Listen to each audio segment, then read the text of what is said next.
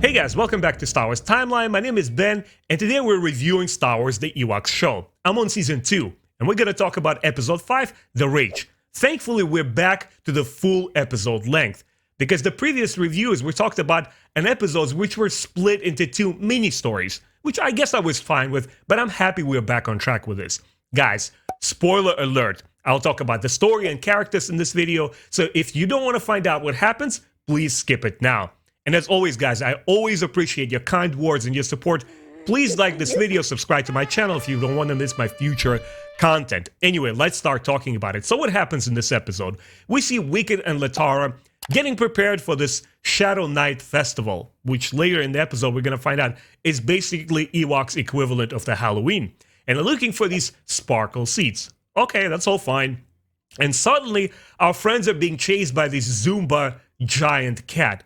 And as it's chasing our friends, right away, if you pay attention, you kind of notice, wait, something is off with this cat. It's not real, is it? And as they're being pursued, Wicket says they're cornered, and he says, you know what, if I'm going to go out, I'm going to go out in a fight. And he prepares, he launches at this cat, which is quite brave of him, right? Because he aspires to be a warrior, as we learned in the previous episodes. And as he's fighting, he takes off the hat, and we find out it's no one but his friend Teebo. And he's basically playing a prank on them. And like, guys, I'm sorry. I was just like playing around with you. So we learned that he already has his suit prepared. But not everyone from her friends does. Some of them have yet to prepare their costumes because it looks like the festival is a big deal for them. I'm like, okay, so far I'm on board. It looks pretty interesting. At the same time, Teebo is asking Latara, is like, hey, you know, I was wondering maybe kind of, do you want to come to the festival with me? Like, do you want to dance? Almost like a prom night thing. Immediately, I like that part of the episode. So there's two parallel things happening. The friends are preparing, but there's also that little mini romance thing going on at the same time. And I'm liking that. Okay, I hope he accomplishes what he set out to do. Let's see how that dynamic works throughout the episode. But as our friends finally find their items, something terrible happens. They awaken this giant creature, which first appears to be a tree, which I'm like, I'm enjoying it. They're exploring deeper into the forest. That's cool. What's going to happen here? And this giant tree comes alive. And it comes alive because Wicket takes off this little sparkly hat and then it's transformed. And the trouble starts for our friends here. So we are back to the forest and we see this creature trampling everything, is traversing the area. And we see that Kneesa and her calf Baga, they're like riding along, they're having a good time, and they're being attacked by this creature. And we see this Raich's power, which I actually like. That was pretty fun, because he's able to control creatures with that little like protrusion, almost look like a chimney, right? He has like steam coming out of it, and every time he looks at the creature, he's able to entrance it. And this is exactly what happens with Kneesa's mount, but also other creatures in the forest. He even goes to the Ewok village and is able to ensnare all of their creatures, which is a pretty terrible power. This is pretty scary stuff. I'm like, oh man, how are they going to resolve this? Now seems like other magics involved in this episode other than the Force. So the creature enchants the animals and it takes them back to this giant cave. And the moment that I saw the cave, I immediately started drawing parallels to classical mythological motifs, which I'm going to get later in this review. So what the friends need to do is learn how to tackle this problem. They need to, first of all, they're hiding the fact that they're the ones who have awoken this creature. Like, oh man, we don't want to get in trouble because they're kids, right? But they need advice from the elders. So Master Lawgrey retrieves his scroll, and one weird thing happens. The way that he retrieves the scroll, it's this giant magical hand comes out and goes to his shack and pulls out the scroll that he needs and brings it back. Is it a visual representation of the Force? I don't know. It doesn't seem like it. And it's the first part of this episode that I had some sort of a little problem with. Because once again, as far as storytelling goes, it's pretty consistent, it's pretty strong. The episode knows exactly the kind of story it wants to tell. My problem with it is, though, it doesn't feel much like Ewoks show or a Star Wars show. It once again treads into that territory that it tries to compete with other medieval fantasy Saturday morning cartoons that were popular throughout the 80s, particularly the Gummy Bears, which I grew up with, and I couldn't help but draw a parallel here. I'm like, I don't know. Master Logray, we kind of know that he has attunement to the Force. And that's what Teebo, his apprentice, is going to become. But I don't know, with that magical head, it just kind of looked a little bit weird. Anyway, guys, it wasn't a major thing. Let's move on with the story. What happens in this episode? So, Logray basically describes to them what happens. He narrates the story of the ancient battle, and he tells them that in the ancient past, the Ewoks battled this creature, Raich, and they were able to subdue it and put it to sleep. And that's what they needed that sparkling hat for, which Wicket accidentally took off. But now the elders are saying only the bravest of our warriors would be able to put it back to sleep in case this is what happened. And this is exactly what happened. And now they need to perform the tasks of ancient heroes. I like that. That was pretty interesting. So Ewoks are basically setting up on this adventure. Now they have all the information. They understand what they need to do. They need to go out and seek this two-headed Gonstar of Twin Hills. Sounds pretty exotic. I have no clue what this creature is going to look like. All we know is that it lives between two hills. Okay, like that's pretty interesting. Let's go and see how that is going to turn out. So our Ewoks are set on their perilous adventure, and they start going in their gliders, which every time I see Ewoks on a glider, that's a big yes for me. I enjoy that. Teebo, once again, very timidly asks Latara, is like, hey, would you go to the prom? I'm going to call it prom, like the festival. Would you go with me, please? And she's always like in the class. She's doing, oh, no, you don't understand.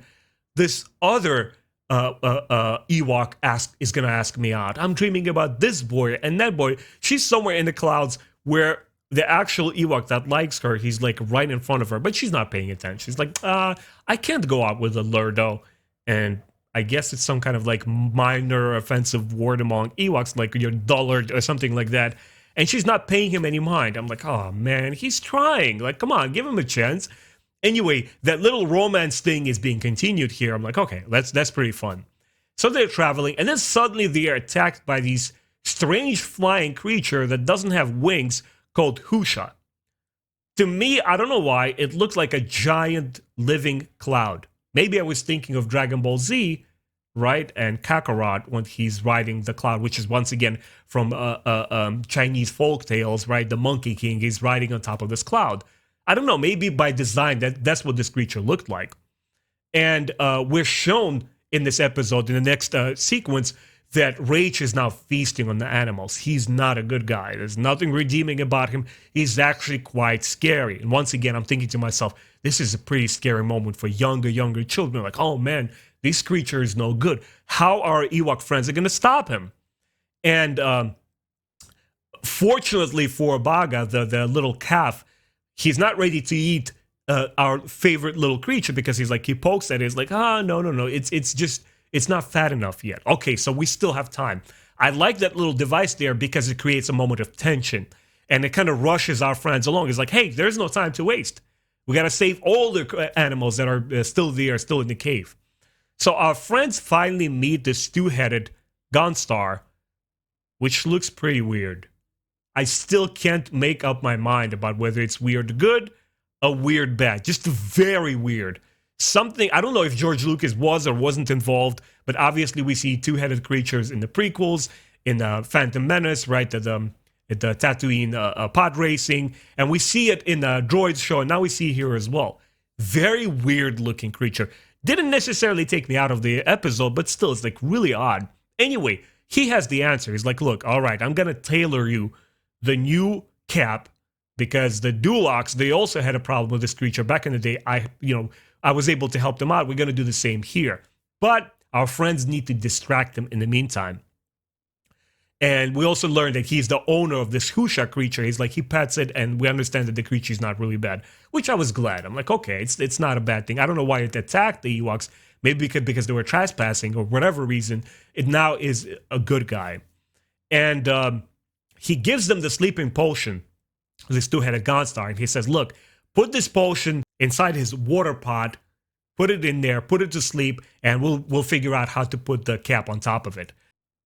Kneesa and Wicket, they volunteer. They say, like, you know what? We're going to try to hold this Raich creature off while you guys prepare the cap, while you get everything ready. We're going to go into the cave and see what we could do. And of course, both of our friends are captured. And guys, what I mentioned earlier in this review, this motif comes in. The moment that you're in the cave and the moment that you see both Kneesa and Wicket are being captured, this is basically the Odyssey. Remember when Odysseus starts traveling back home to Ithaca and he's stuck in this cave of the giant Cyclops, right? This giant creature, and it grabs the entire team of Odysseus and it won't let them go. I don't know. I think it was pretty conscious effort on the writers of the show to make the parallel here. I'm like, this is really, really awesome. I'm pretty sure parents sitting next to their children viewing this episode could say like, do you know where this is from? Let me explain to you a classic tale of Odysseus, how he outsmarted the giant Cyclops. That's exactly what happens here, right? Wicket and the friends, they finally get this final showdown with a monster. It runs out, even though the sleeping potion doesn't help, which I was like, okay, that's pretty cool. What really comes into play here, we learned that early in the episode, Teebo, this very same costume that he used of this giant cat Zumba that he was trying to scare his friends, he stashes it away. And they're using it once again at the end of the episode. He brings it out. He's like, guys, now it's my turn to be a decoy. And he puts that little costume over it. I like that part. Once again, I love when the story is utilizing all of its elements and brings it all home at the end. Right, so he takes out the cat suit. He starts running around. And this is when they're finally able to subdue this creature, put the cap back on. And even though Latara, she's like, could I have a little bit of that sparkly stuff there? She's still being like, holier than thou little Ewoks. Like, can I please accommodate? It's for my suit. But obviously they have to use all of it in order to win the creature over, and they put it back to sleep. Now they're victorious. Everything is good. And once again, Teebo makes that little overture to Latara. It's like, hey, now maybe, kind of, sort of, we're going to go out. And she's still not there. She's still not ready. I'm like, man, just no luck there. Anyway, we now get to the festival, right? The Shadow Festival is there. The Ewoks are dancing.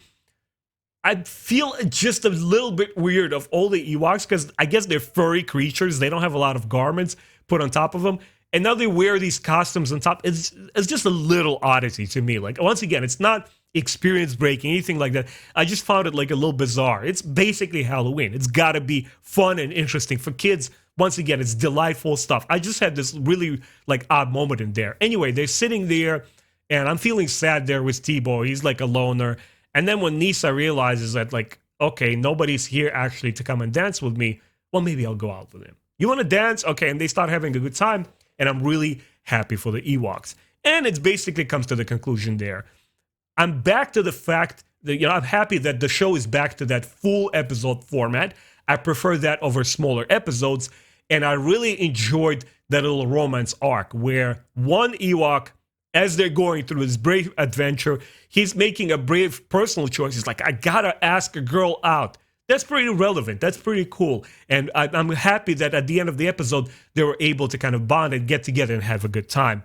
My only two nitpicks with this episode were Logray's magical hand. I don't know why, just visually it stood out a lot, and it didn't jive with the whole idea of Ewoks living on Endor Moon in the Star Wars franchise and using the Force. It didn't look or feel like the Force at all. Another thing was just a little bit of those costumes. I just found it a little bit silly, but once again, it's nothing to criticize really. It's just, it was my reaction to it.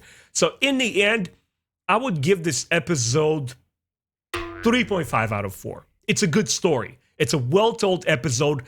But just the premise of the festival itself, the premise of them putting on the costumes, is just, it felt too little, too real. You know what I mean? It's like too grounded in the familiarity of the real world that we all know. I don't know. It's like, but I can't criticize the story. It's just my personal opinion. That's why I'm taking it down a notch just a little bit. But overall, the episode was cool. The story was fun. I'm hoping that by the end of this second season, because it's all we got from the Ewok show, there is no more, I'm going to get at least 1 or 2 more episodes that feel really like you're exploring the Endor Moon, that you're really living the lives of these Ewoks and you're living in this Star Wars universe. Aside from that, cool episode, guys. Let me know in the comment section below what you thought of it. I particularly would like to hear, what did you guys think of that twin-headed creature? Did you like him? Did he stand out? Was he too awkward? And what did you guys think about Logray's magical hand power. Like, maybe I'm missing something. Please let me know. As always, thank you so much for watching. I really appreciate your time, guys. All of your kind comments. I'm going to keep reviewing this show. Once I'm done with this one, I'm pretty sure I'm going to find more interesting things to discuss with you. I'll see you next time. Take care.